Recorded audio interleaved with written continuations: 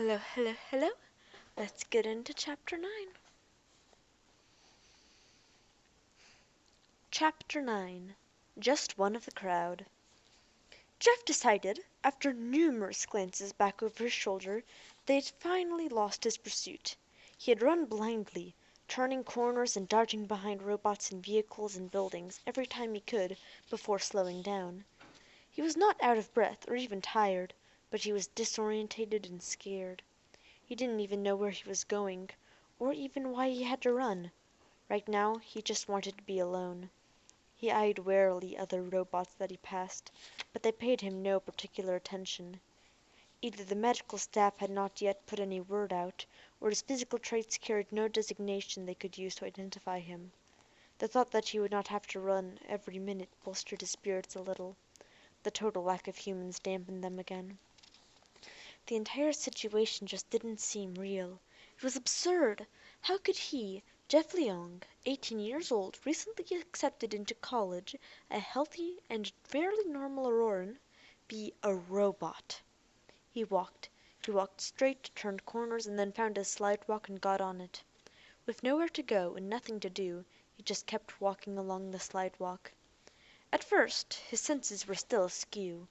His eyes were not only more sensitive than before, but they seemed to see in a much wider range of the spectrum. He found himself looking at colors, as he termed them, that he had never seen before and had no name for, and they unnerved him. Gradually he learned to shut off most of the unwanted light waves. The same had occurred of his hearing. It had been so acute at first that all sounds had reached him in a kind of jumble. Then he had been able, by concentrating, to reduce his hearing acuity to a level that felt comfortable. He had been intrigued by the added abilities, but he would have to learn how to control them. The walking also helped him become more familiar with his new body. It responded smoothly and efficiently, with good balance and control. He couldn't complain about that. Before long he had concluded that he was moving enough like the other robots, the real ones, to escape notice. He also looked over the robots he passed as nonchalantly as he could, in search of identifying marks.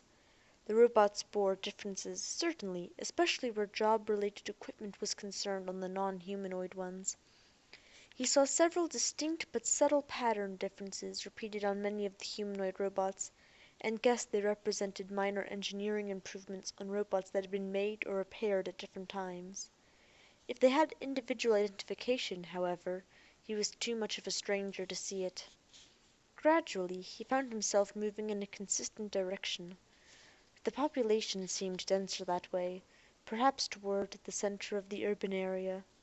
All the robots seemed intent on their own occupations, and he grew more confident that he could lose himself in the crowd. Yet he still had nothing to do and nowhere to go. Ahead of him, through a crowd of robots, he thought he saw a girl or a young woman emerge from some kind of underground entrance. For with a surge of excitement he quickened his pace and leaned to one side to look between two other robots.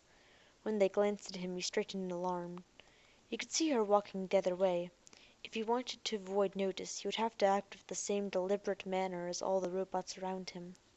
He lengthened his stride and gave chase without otherwise altering his body language. Not too far ahead she had stopped to speak to a robot. Jeff slowed down as he approached, and stopped when her back was to him. He was a good distance away by human standards, but after a moment of effort he was able to sharpen his hearing enough to eavesdrop. "Identify yourself," she was saying. "I am Tunnel Foreman 41," said the robot. "I am Ariel.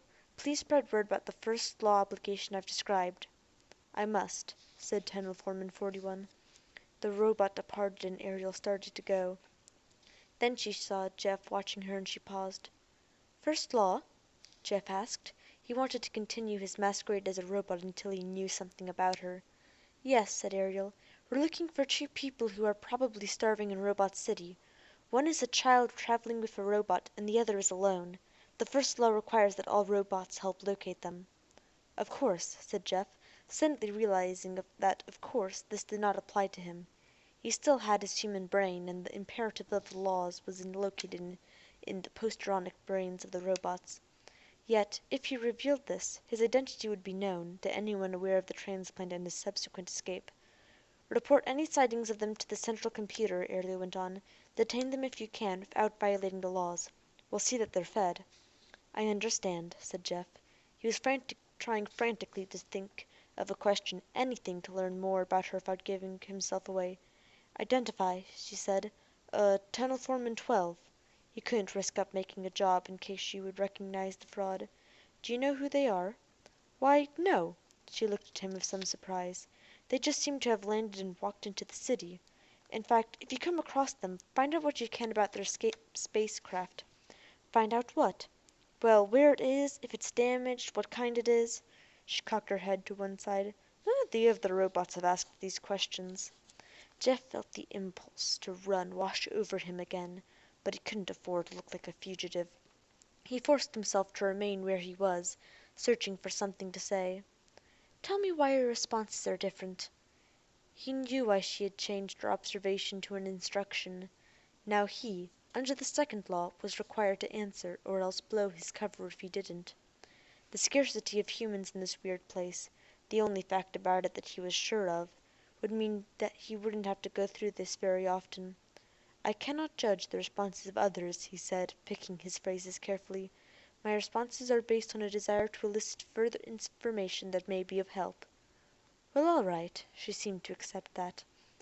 To forestall another question, he asked one of his own. What is the importance of the spacecraft?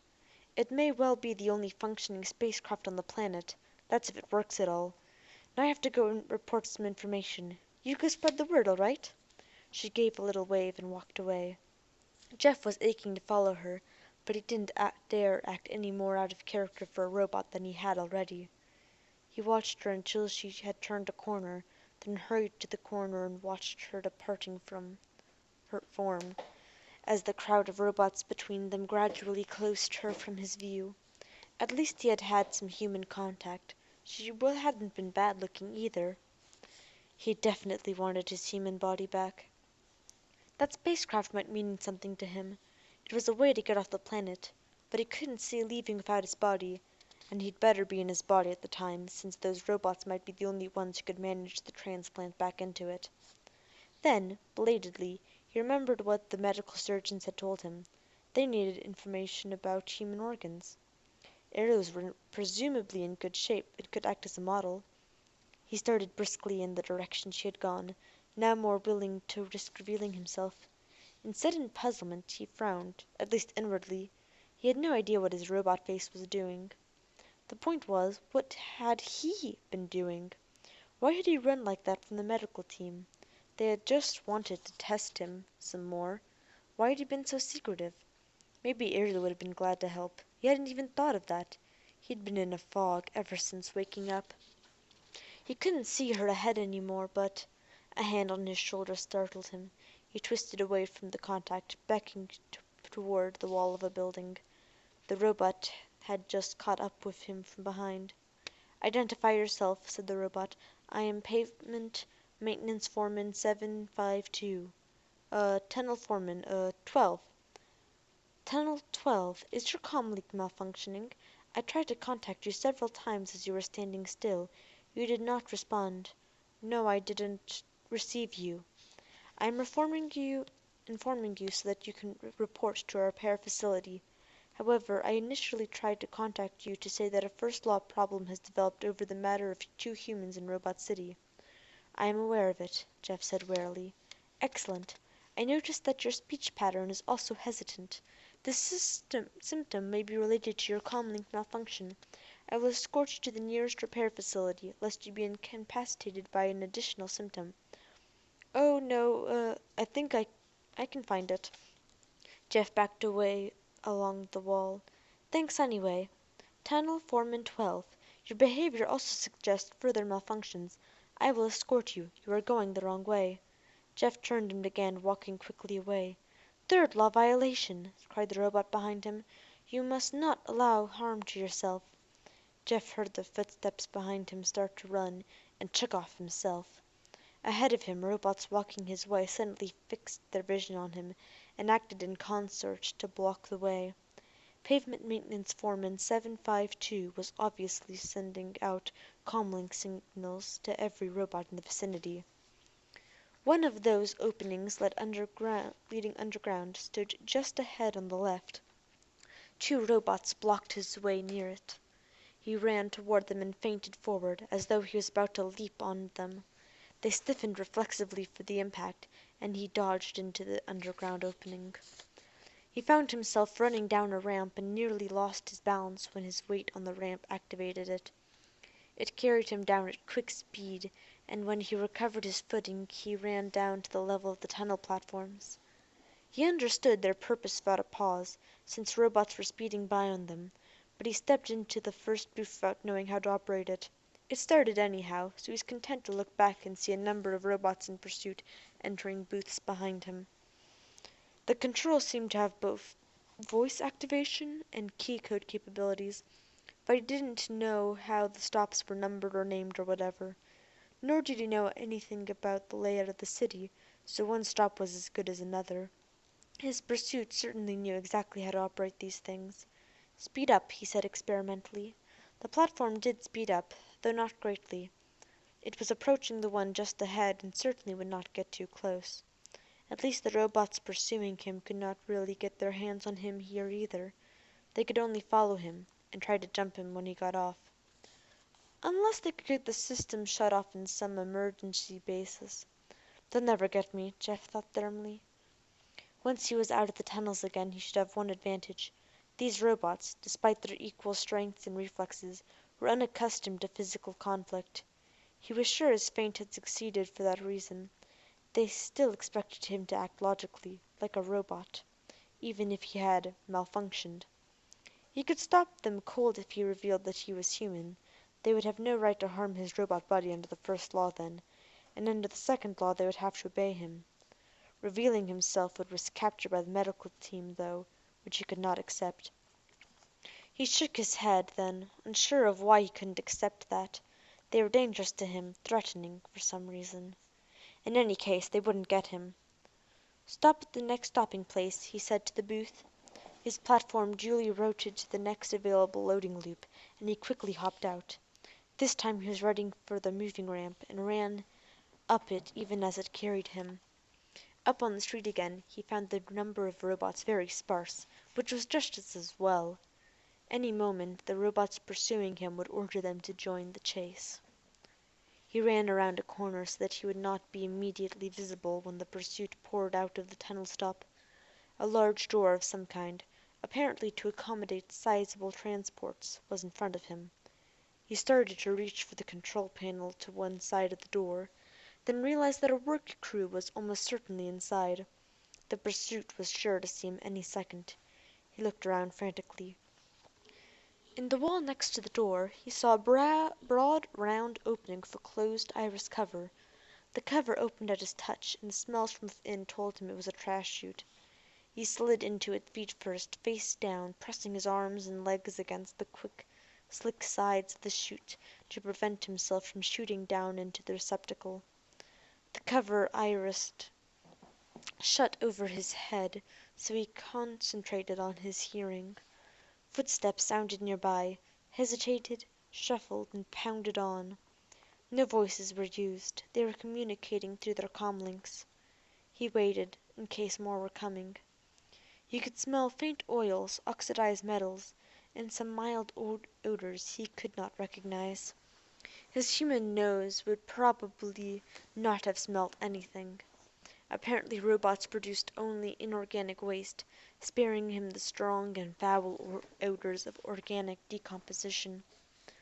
He was not getting tired, exactly, but he was somehow aware of an unusual energy expenditure, which meant the same thing in a way.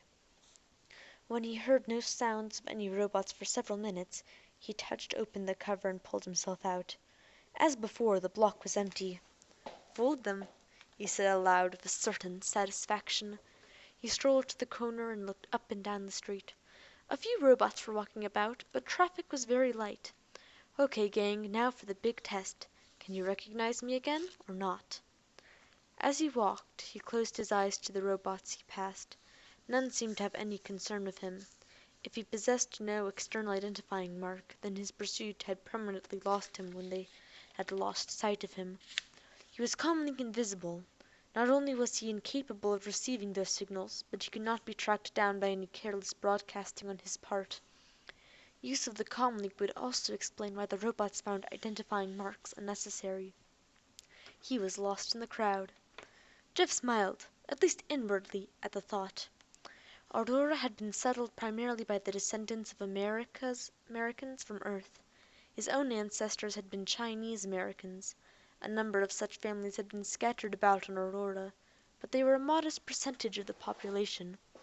Jeff had grown up knowing that he was visibly distinct anywhere he went, and he had expected the same when he went off to college, though now he was no longer sure that he was going to make it. For the first time he resembled everyone else on the planet where he lived. It was a new experience, practically a new concept to go of his new existence.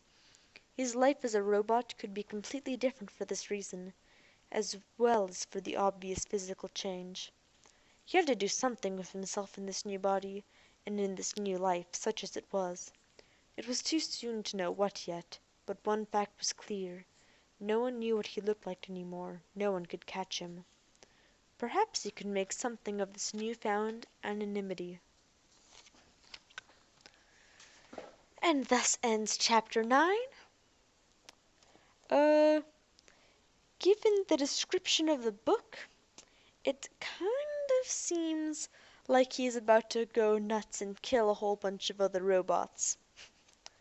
Yeah, I don't know. He seems like the only person that really fits the description. Also, I'm not sure if I made this prescription on a different episode, but prediction on a different episode, but I'm pretty sure that the robot traveling with a quote-unquote human child is actually Wolfram and Alpha. But yeah, that's it. Hope you enjoyed.